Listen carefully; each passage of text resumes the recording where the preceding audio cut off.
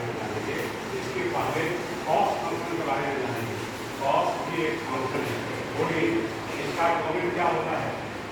कोई इसका डोमेन भी रियल नंबर होगा। क्या होगा? Real number. 11th क्लास में हम डिस्कस किए थे। और इसका जो कोड डोमेन होगा वो क्लोज इंटरवल होगा -1 to 1। अब इस फंक्शन के बारे में बताइए, ये फंक्शन 1 1 ऑन तो है, नहीं पता चल रहा है। इसका ग्राफ हम लोग ड्रा करते हैं नहीं, तो ग्राफ में ये एक्स एक्सिस हो गया और ये वाई एक्सिस हो गया।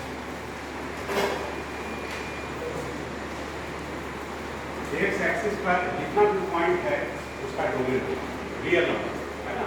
अब वाई एक्सिस पर जो होगा उसका इमेजेस को कहाँ शो करेंगे? Y axis. तो यहाँ पर स्पष्ट है कि वाई एक्सिस पर जो मैक्सिमम वैल्यू होगा वो क्या होगा? 1 होगा। मान लीजिए ये 1 है और मिनिमम वैल्यू क्या होगा? -1। कहने का मतलब कॉस का कोई भी वैल्यू जो आएगा वो -1 और 1 के बीच में होगा। 1 भी हो सकता है और -1 भी हो सकता है। अब बताइए कि अगर इसके बीच में ये एंगल ले लें π/2, cos π/2 का वैल्यू क्या होगा? 0 होगा। cos 0 का वैल्यू क्या होगा? 1 होगा। करने का मतलब जब 0 लेंगे तो यहाँ पर होगा, इस तरह से आएगा। यानी जब 0 लेंगे तो 1 होगा और जब π/2 लेंगे तो क्या हो जाएगा? 0। यानी एक्स एक्सिस को के सामने जो पाई एक्सिस है इसका इमेज यहाँ पर है। अब बताइए कि जब यहाँ पर पाई, इसके बाद क्या होगा? पाई होगा तो यहाँ से बोलिए कहाँ जाएगा ये? π/2 पर 0 हो रहा है, ये क्या हो जाएगा? बोलिए यहाँ पर 3π/2।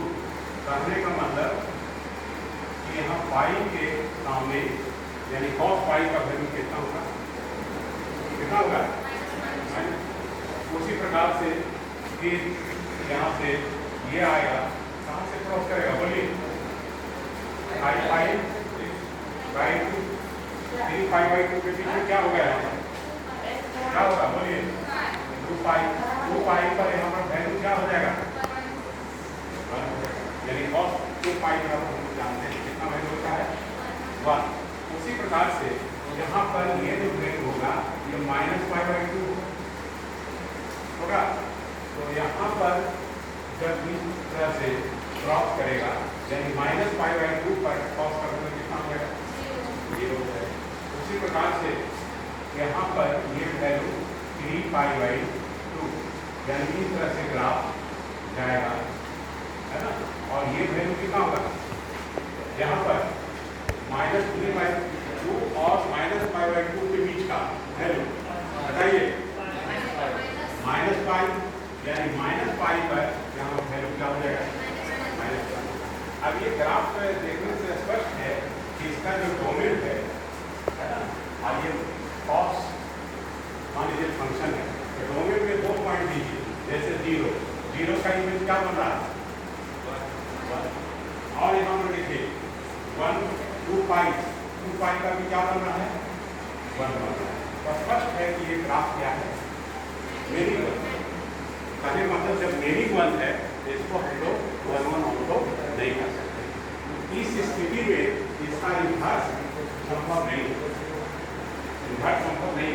लेकिन यहाँ पर ये जो पॉइंट आप देख रहे हैं यहाँ पर, अगर इसके डोमेन में ये ले लिया जाए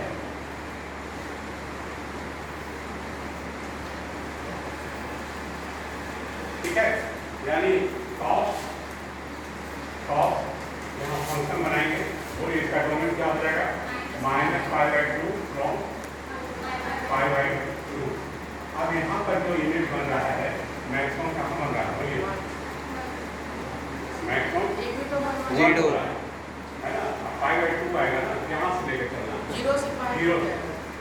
एक मिनट,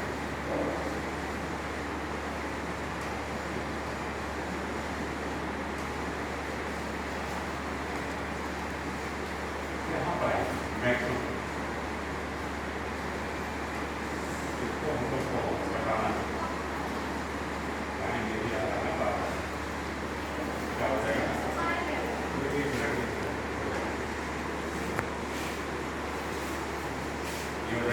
बाई, ठीक है।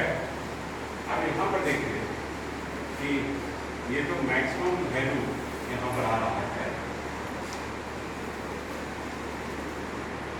ये जो आप देख रहे हैं इसमें मैक्सिमम वैल्यू क्या आ रहा है, निगेटिव हुआ। अब मिनिमम वैल्यू कितना आ रहा है, -1 आ रहा है।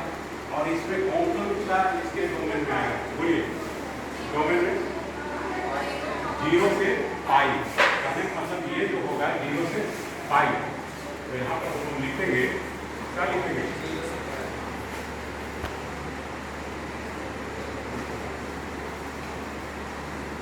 0 और ये हो जाएगा आपका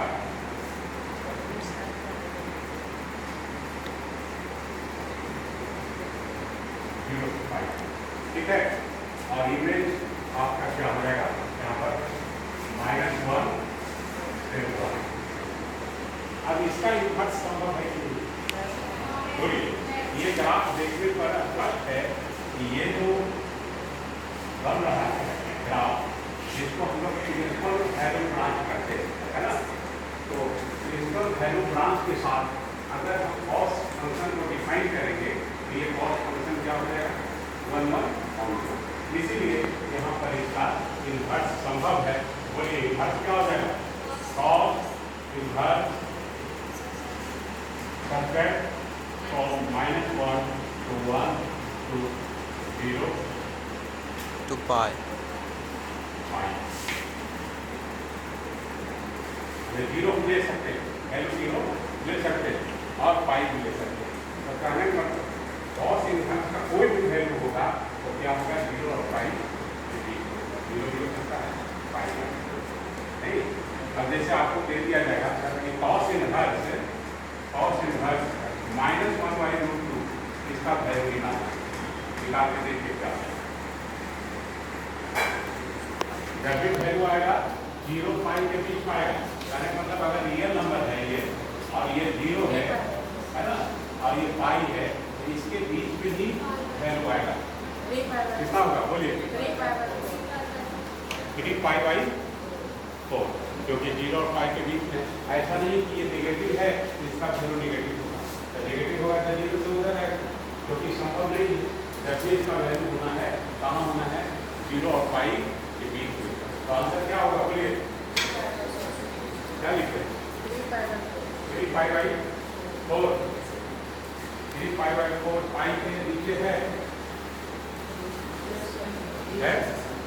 नहीं, इसीलिए यहाँ पर हम लोग कह सकते हैं कि इसका वैल्यू 3π/4।